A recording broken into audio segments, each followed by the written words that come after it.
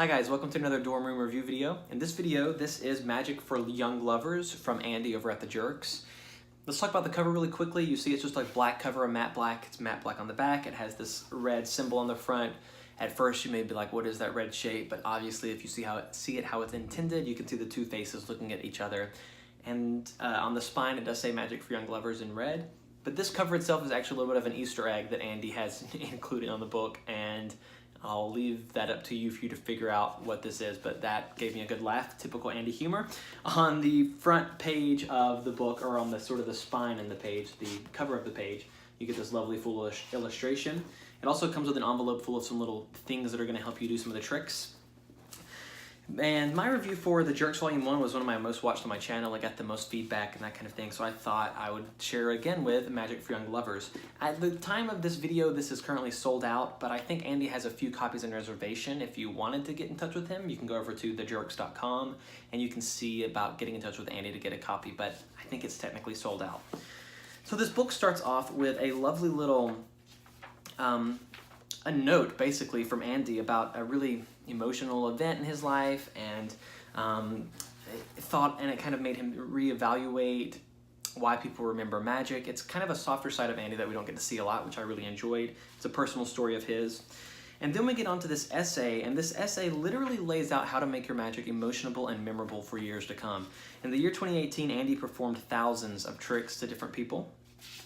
And as part of these performances of tricks, he was docking how good the reactions were, but more importantly, he was docking how memorable the tricks were. If they said something again later that night, or the next week, or the next month, or the next 3 months, he was keeping a database, and he actually reached out to some of his old friends as well that had seen magic and said, what's the best trick you've seen me do over my whole time with you? What's the most memorable? And he collected all that data, and that's basically where this book comes from. It's a whole book with routines that are going to be memorable for the spectator and engage on an emotional level. And not an emotional level like talking about someone's dead grandpa, but an emotional level, just something that resonates with them deeper than what's on the surface, deeper than is this your card, that kind of thing. And this whole book kind of lays out in pretty much black and white a formula for how to make memorable magic, and it basically gives you, each chapter of this book is segmented in a way that gives you a different area, a different technique you can use to make your magic memorable and emotional.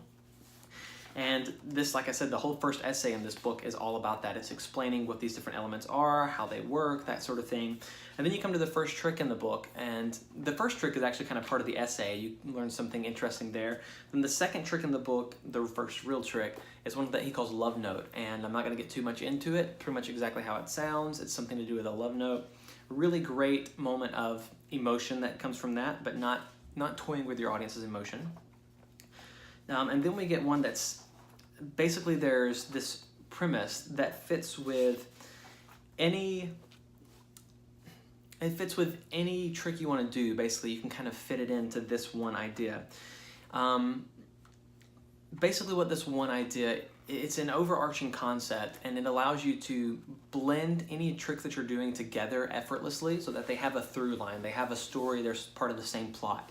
And it's something that you could play for months and years. You could keep playing this little game of this presentation, and it just connects any random trick that you wanted to do. You can add this presentation right on top and it will fit perfectly. It's a really great justification, really fun, and the way he closes it out is pretty neat as well. He also talks about Rocky Raccoon in that, which, you know, gotta love Rocky. The second effect that he teaches in this is a really interesting effect. Again, it's kind of playing with how we learn magic. And I'm not going to get too much into it, but basically you have a mentor that you're Skyping, and something really incredible happens that's totally impossible with you and your spectator and someone over Skype. It's totally impossible, couldn't happen, otherworldly kind of thing. Then he has a really fantastic presentation for a Tenyo effect, any Tenyo effect that you want. It's another phenomenal idea of his. Excuse me. Then we get to something that he calls the Castaways, which is a really odd effect that involves a vanishing of a ring and then it appearing in an impossible place, but with a totally logical presentation. If you don't know Andy's style, you need to go just read his blog. I don't have time to talk about it, but his presentations are logical in a world where the logic's skewed a little bit. It's basically the best way I can describe it. It's sort of like theater, like absurdist theater. In absurdist theater, there's a lot that's not realistic at all, but you believe it because in their world it's real. And that's kind of what Andy's presentations stem from. It's a logical presentation, but in a world that's not really what we consider logical. That's the best explanation I can give. And it's a wonderful presentation for that. Very fun, very interactive. Then we get to a universal presentation, which he uses a 4-H trick to kind of teach it, but it can really be applied to almost any trick, especially any trick with a kicker ending. It's a wonderful universal presentation. What I mean by universal presentation is you can apply it to just about any trick. It's very fun. It involves the entire group. It gets some massive reactions, and later on they may even remember the trick being stronger than it actually was, so that's pretty fun. Next, he comes to a little spot in the book explaining how to do a trick he calls sticky pages, which is a trick you can only do with the book. It's something the book itself actually does, and I may put up a performance of that at the end of this video. We'll see. And then we come to another chapter. In this new chapter, it's talking about how we can take advantage of magic in a casual setting that we couldn't do in a stage setting or in a professional setting. And so we get to this trick that involves someone drawing on your back with their finger, and basically something absurd ends up happening. You notice that I'm being very cryptic. I was actually watching my review for the Jerx Volume 1, and I thought I gave a little bit too much away, so this time I decided to hold a little bit more back. And I'll tell you my final thoughts of the book at the end of this. Then it comes to a trick he calls Send Me a Pillow, the one that you dream on. And this is so basically these 3 tricks, the last one with the drawing on the back, the Save Me a Date, the one, Save Me the Pillow, the one that you dream on, Send Me a Pillow, the one that you dream on. Sorry, come on, Andy, make easier titles. And then Treasure Hunt. All 3 of these tricks use the same method. So it's 3 totally different tricks with the same method. But if you could perform this same trick for 3 different people over the span of a year or 2, and they would not think they saw the same trick. So it's kind of showing how you can take one method and just by changing the presentation, come up with something that creates a totally different feeling for the spectator. And so the trick with the writing on the back, that's called Paco, that's one of them. Send Me a Pillow, the one that you dream on, uses the same method, but it's an effect that involves a dream. That's all I'll say about that. And then Treasure Hunt is a really wonderful idea. It's kind of gutsy. It's something that you don't know when you're going to perform it. You don't know who you're going to be performing it for. I will just leave it at that. It involves something that is very popular right now. And then it comes to a trick. Can I even say this? Dickerish is the name of the trick. And it is a trick with licorice and the other word that is infused with the word licorice there. But it's actually hilarious. It's a trick that takes place without you being anywhere near them. You don't have to be with them when they do the trick. You can ship them a box. What you do is you ship them a box. They open up the box, and just by following the steps laid out inside the box, this trick, you basically perform the trick for them, even though you know things that you couldn't possibly know because you aren't with them. You don't even have to be on the phone. You don't have to Skype them to tell them anything. They can literally just sit down at their dinner table and be amazed by something that they're doing themselves, which is pretty incredible.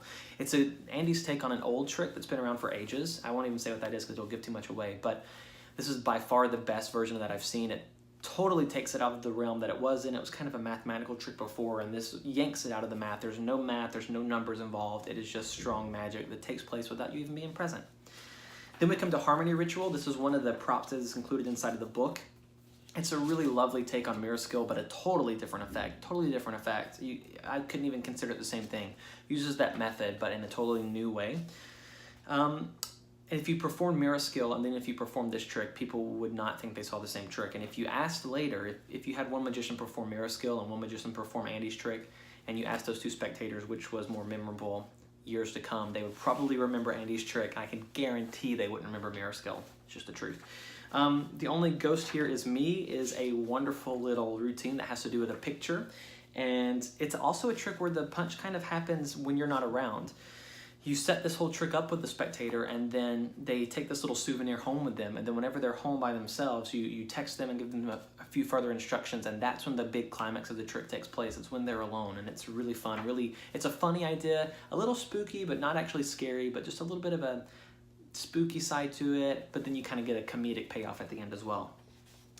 The Force Unleashed is phenomenal. This blew my mind. This changed my world. He calls it the damsel technique. And the damsel technique is, that's the next page. The Force Unleashed is his whole treatise on which forces are the most deceptive. He actually did this in a case study with random spectators, with random laymen, and basically determined which is the best force, the most deceptive force, and which is the least deceptive force. You would be surprised by the results. It is phenomenal. That is followed up by the damsel technique, which is him kind of figuring out what would be the most deceptive thing you could possibly do based on the results from that last thing. And the damsel technique is what rocked my world. Literally, I just like sat with my mouth agape. I was just like laughing. I immediately went and tried it on my fiance, who was bowled over, totally fooled, had no idea how it worked. I literally didn't even do a trick with it. I just forced a card using the damsel technique and then showed her that was the card that I had placed aside from another deck, and she immediately wanted to see it again, so I did it again. She was none the wiser. It's a phenomenal technique. It actually gives them a genuinely free choice. You can't beat that in a force. And then we have a couple of tricks that have to do with an extended period of time. We have a wonderful word reveal that's almost like a parallel universe type thing, kind of traveling to the future, back to the future. It's based on I think it's Ted and Bill, is that the name? Yeah, it's kind of Bill and Ted based. I won't say any more than that, but it's pretty fun. A World Out of Time is his take on Out of This World, and it doesn't even teach the method to Out of This World, funny enough, but it teaches a way to get into it from a shuffled deck that feels like a legitimate demonstration. It feels like you are genuinely showing the spectator something, teaching them something that they can then do. And it's a very logical approach, and it is a totally deceptive and beautiful way to get into an out-of-this-world situation. Then we have something he calls the Build a Deck Workshop, which involves you and a night with a bunch of your friends creating a deck of cards, though that deck of cards that you guys all draw. So you actually draw a deck of cards, and then the deck of cards that they drew becomes a real deck. And you can actually play with that deck of cards all night, play cards with it, and then before you guys leave at the end of the night, they turn back into the hand-drawn cards and can immediately be handed away and kept. It's a really wonderful idea. The way that he's laid it out from a method standpoint is wild and crazy and nutty, but they're left with one of the strongest mementos you could possibly have. It does take a little bit of money. It takes a little bit of an investment because you're actually ruining a couple of decks and doing a couple of different things to a couple of different decks. And because of that, it costs a little bit, but it's well worth it because they get this nice memento at the end. And then we have his presentation for the Invisible Deck, which is a lovely presentation that I've actually used before. It basically convinces the spectator that they have been hypnotized, and you can do it with a stooge, and you can do it without a stooge, and you can do it with a video. You can do it in all these different ways. Andy gives you a few different ways to do it, but the spectator will genuinely feel like there is a whole gap of their timeline that is missing, that they just literally they close their eyes and wake up, and there's this whole span of time where you have proof that they were active and awake, but they don't realize they were active and awake. It feels like a whole section of their timeline from their life was just cut away. It's a really fascinating concept, and obviously that would resonate with you emotionally. The card that this is part of the other trick. I will be my mirror. This is a really fun idea. Sorry, it took me a while to understand what that was. This is a really fun concept of you having an evil twin, and your evil twin is helping you do the trick, and it has some wonderful proofs that the evil twin is doing the magic. And then we have a trick that was published on Andy's site, one of the most intriguing tricks published on his site many, many years ago, where you go to an ocean and you get water in a bucket and you actually remove the salt from the water. And it is salt water to begin with, the salt comes out of the water, and then it's fresh drinking water, kind of amazing. His method for that is just wild. And then you have a cute little trick with a snowball that's just very quick. And then you have a wonderful version of Anniversary Waltz, the best version of Anniversary Waltz I've ever seen, the most memorable, the most effective. It has to do with a baby, so a baby's in on it, and it actually makes Anniversary Waltz mean something. He has a little article in the beginning where he talks about why he doesn't like to perform Anniversary Waltz for just a couple, and reading that brought new thoughts to my head that I'd never thought about before, and I was like, oh, that's probably not a smart idea to do that. And so the way he's done it is really wonderful, and it creates a really strong souvenir for them to keep at the end that actually means something to them. Throwing chalk is Andy's great concept for presenting a coincidence effect, any coincidence effect that you want. I won't say any more about it other than it's a process that you involve your friends in every time they come over. So every time your friends come over to your place, they do this little process, and they will just kind of do it habitually. They'll just know they walk in and do this process with you, and then eventually that will lead to you doing an incredible demonstration of coincidence. And following that, he actually gives his favorite effect of coincidence to use, and that effect actually has something that comes with the book. You actually use it with that. And basically it has to do with burning incense, and when you burn this incense, some amazing coincidences happen, and it ends with the entire deck. 2 shuffle decks, the spectator totally shuffles a deck, you totally shuffle a deck, and by the end of the routine, all the cards match. So they're exactly 3 of spades, 3 of spades, everything lines up in the 2 decks. Really, really neat. The way that he's routing that is brilliant.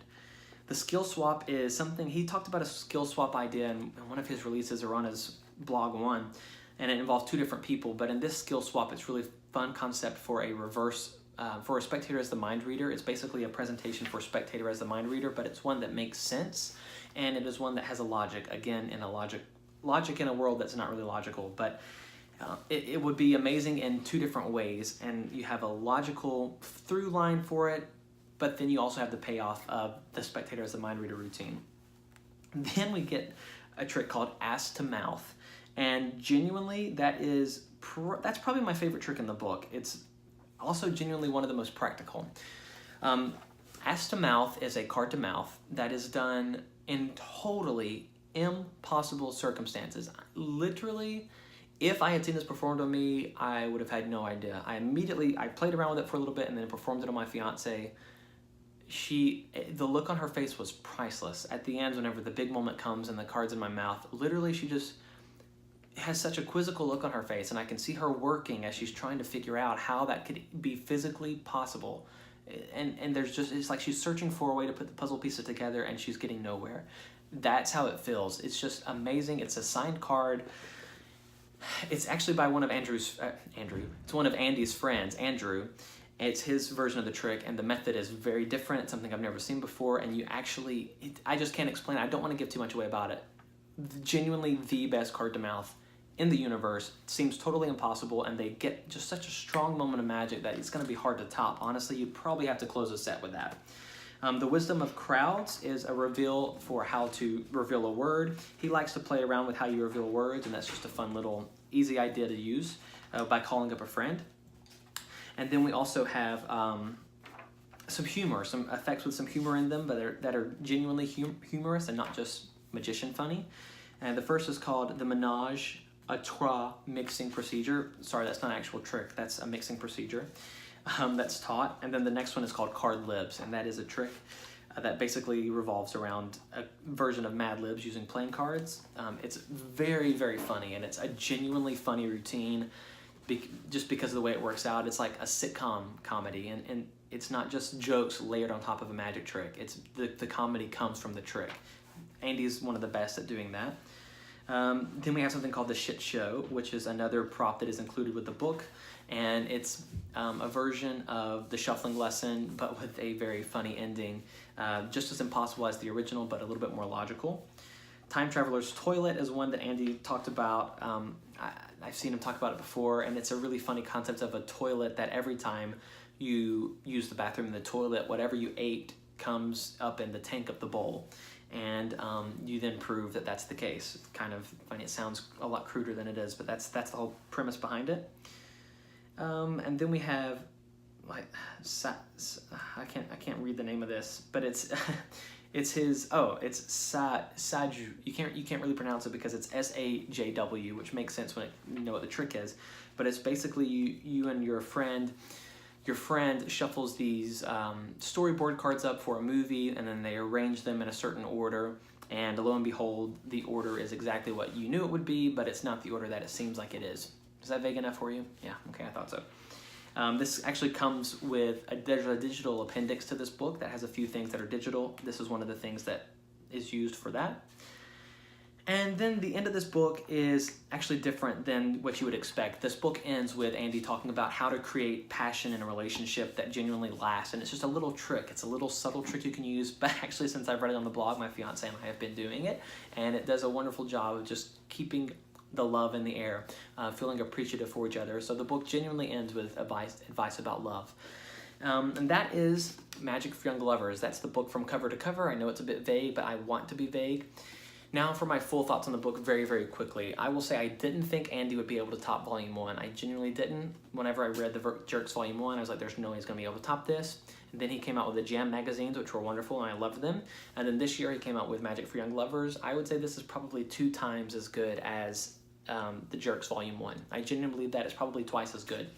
My reason for that is to me it's more practical magic. It's magic that you can kind of do instantly as soon as you read the book. Not that you would want to, but it's magic that doesn't take as much effort. And I know that's so sad to say because that's kind of what Andy's all about. But basically Andy's found a way to practically do the techniques that he's been writing about for years. Sometimes his were very unpractical, but I would say about 95% of what's in this book is very practical, and I could actually see myself using literally every routine. I was gonna write Andy to tell him my favorite routines from the book, and I realized I would just be writing the whole contents of the book because they're that strong. So that's it. That is Magic for Young Lovers. Unfortunately, it's sold out, but if you ever get a chance to get a copy, definitely grab it. It is the best piece of work that Andy's put out so far. I highly recommend it.